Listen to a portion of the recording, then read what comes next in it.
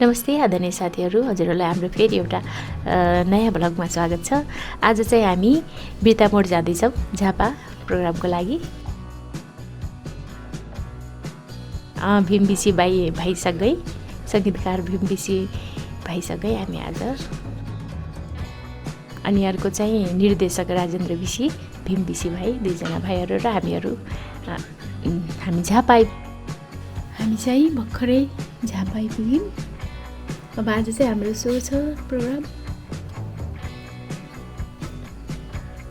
यो चाहिँ हामी बसेको होटेल, यो चाहिँ हाम्रो रुम।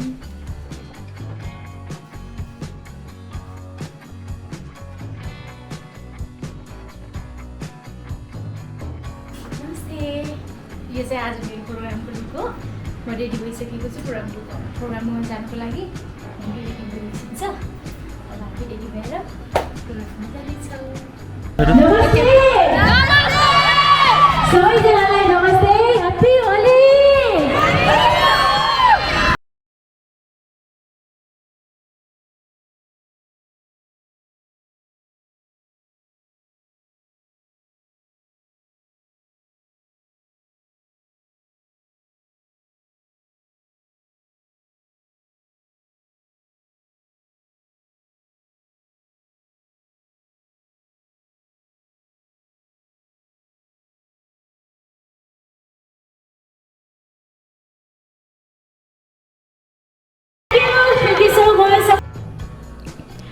अहिले चाहिँ हाम्रो हामी चाहिँ प्रोग्रामबाटै दाइसँग हाम्रो पूर्वको रूपक गोदार थापा दाइसँग हामी चाहिँ अहिले घुम्न जाँदैछौँ। प्रोग्राम सिद्धाएर दाइसँगै अनि हिँडेको प्रोग्रामबाटै। उहाँ चाहिँ मेरो हस्बेन्डको दाई भाउजू। अनि भाउजू सुनाम के अरे? गङ्गा गोदार थापा। यहाँ चाहिँ हामी मन्दिरमा आइरहेछौँ अहिले, अर्जुनधारा मन्दिरमा। त्यहाँ चाहिँ एकदम फेमस पूर्वको पशुपतिनाथ पनि भन्दो रहेछ त्यो मन्दिरलाई। अनि त्यहाँ चाहिँ हाम्रो सानो प्रोग्राम।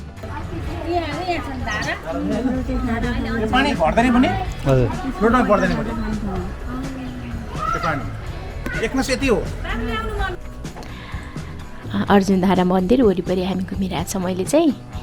यो चाहिँ भगवान् शिवजी र पार्वती माताको, विशेष गरी पार्वती माताको मन्दिर रहेछ। माताको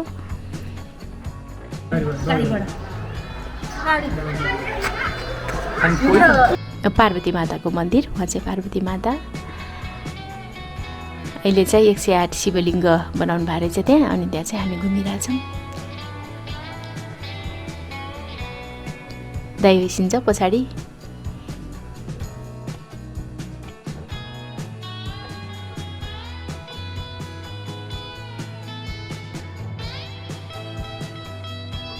शङ्करं शङ्कराचार्यं केशवं बादरायणं सूत्रभाष्यकृतौ वन्दे भगवन्तौ पुनः पुनः।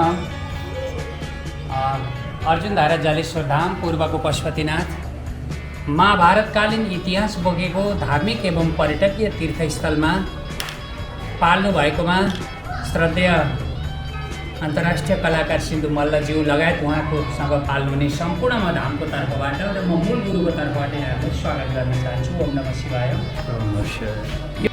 धेरै धेरै धन्यवाद सबैजना गुरुहरूलाई, हामीलाई त्यहाँ मन्दिरको सबै कुराहरू सम्झाइदिनु भयो। अहिले चाहिँ हामी हाम्रो त्यो गोदार थापाको कुलको मन्दिर यहाँ बनाउँदै भइसक्दो रहेछ। घुम्न जाँदैछ हामी कन्याममा, झापाबाट।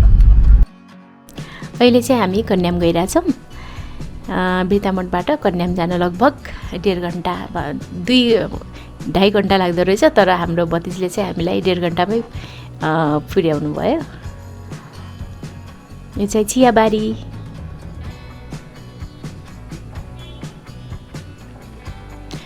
हामी कन्याम पनि आइपुग्यौँ भनौँ न, तर फोटो खिच्ने ठाउँहरू चाहिँ अलि अगाडि रहेछ, त्यही भएर अलि अगाडि जाँदैछौँ हामी। कन्याम चाहिँ अघि नै आइसक्यौँ हामी। अहिले चाहिँ हाम्रो यहाँ फोटोसोटो खिच्ने कार्यक्रम चलिरहेको छ। अहिले चाहिँ हामी कन्याम घुम्न आइरहेछौँ। यो चाहिँ एकदम चिसो रहेछ। मैले सोधेको 21 कति भन्दै थियो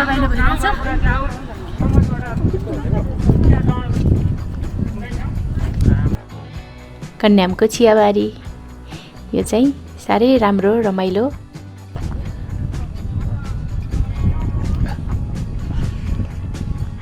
चिसो छ एकदमै चिसो हावा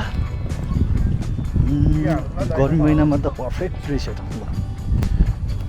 लाइक पछाडि सिन्धु मल्ल खै कता हो भति सुन्दिन हेलो अहिले हामी चाहिँ चियाबारीमा फोटो खिच्दैछ यो चाहिँ चियाको बोट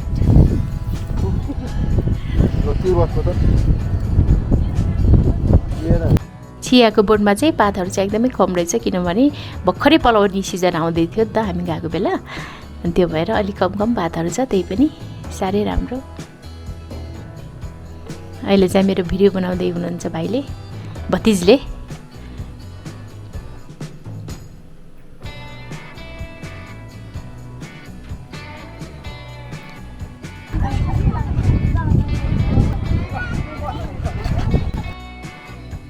ल हेर्नुहोस् कन्याम कति राम्रो छ है अब हामी फर्किँदैछौँ यो चाहिँ कन्याम लेखेको ठाउँ रहेछ त्यहीँनिर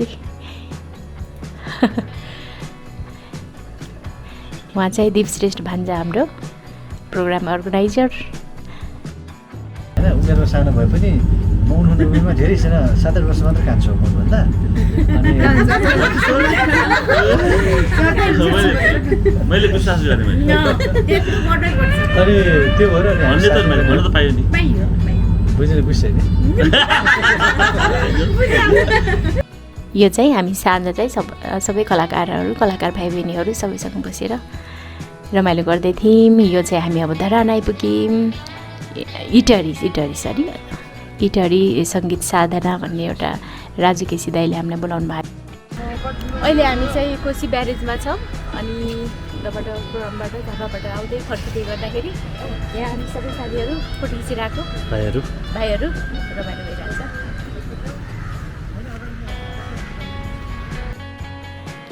यहाँ चाहिँ स्लो मोसनमा मेरो भिडियो गइरहेछ उतातिर छुट्टै छ फेरि भाइहरूको कति खिच्छ थाहा छैन सिन्दुर खिच्दैन पैसा अफ भइरहेको थियो आउट अफ यहाँ कस्तो के छैन भनौँ न यहाँ अन्त के भयो त यहीँ खान सकिन्छ ल